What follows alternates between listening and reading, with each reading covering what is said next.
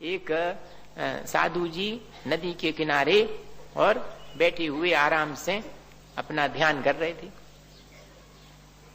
अब वहां पर धोबी आया उस अपने कपड़े धोने के लिए, तो अपने कपड़े धोए उसने, और अब कपड़े धो करके उसने सोचा कि भोजन कर लें, लेकिन गधा तो खड़ा हुआ था वहीं।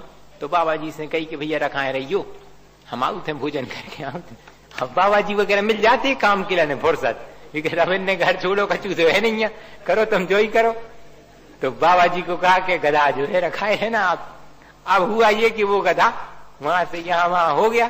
अब जब ये भोजन करके लौटे तो नहीं मिला, तो बाबा जी को बहुत खोटी खरी बातें सुनाई। अब थोड़ी देर तो बाबा जी ने सुनी, उसके बाद जो है बाबा जी के मन में जरा विकलता आ गई।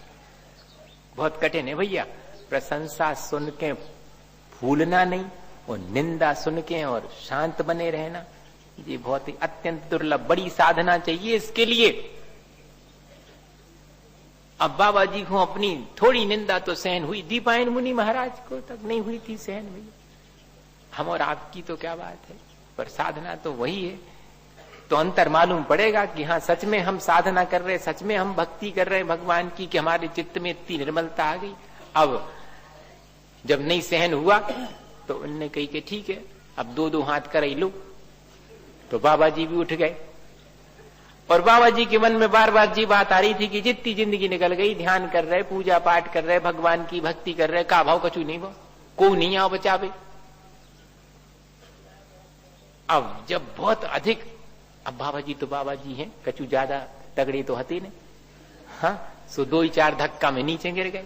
धोबी तो अच्छा था, वो तो वस्त्र पछाड़ करके और धोता था वो, तो उसने दो ही चार में नीचे गिरा दिया। नीचे गिरे तो बाबा जी थोड़े अत्यंत ही दुखी हो गए कि देखो हमारी कोई ने मदद नहीं करी, देवता भी नहीं आए मदद करने के लिए। तो उतने में आवाज आई कि हम तो खड़े मदद करने के लिए। तो कहती कि भाई तुम जब मदद करने आए हो तो मदद क्यों नहीं करते? कहती हमें जो ही समझ में नहीं आ रहा हो कि धोबी कौन है और साधु जी कौन है, अब अंतर तो समझ में हमें जब तो मदद करें हम। अब लक्षण तो दो ही किए कैसे है, आया समझ में आपके? हमारी सज्जरा बनी रहे, हमारी साधुता बनी रहे तो अलग पहचान, हम भक्ति करने वाले हैं, तो ये थोड़ा अंतर तो मालूम पड़ना चाहिए कि हम जो भी कर रहे हैं उससे हमारे चित्त में निर्मलता आई। भैया भक्ति तो ऐसी ही है, साधना तो ऐसी ही है जिससे कि अपने जीवन में परिवर्तन आवे। अपन रोज जो है अभ्यास करें, इस चीज का अभ्यास से आएगी, नहीं आती है तो कोई बात नहीं, लेकिन अभ्यास करेंगे तो आएगी धीरे धीरे, और हमें अपनी आत्म संपदा का स्मरण होगा, हमारे अंदर चित्त में निर्मलता आएगी। यही भक्ति का हमारा उपक्रम है। बोलिए आचार्य गुरुवर विद्यासागर मुनि महाराज।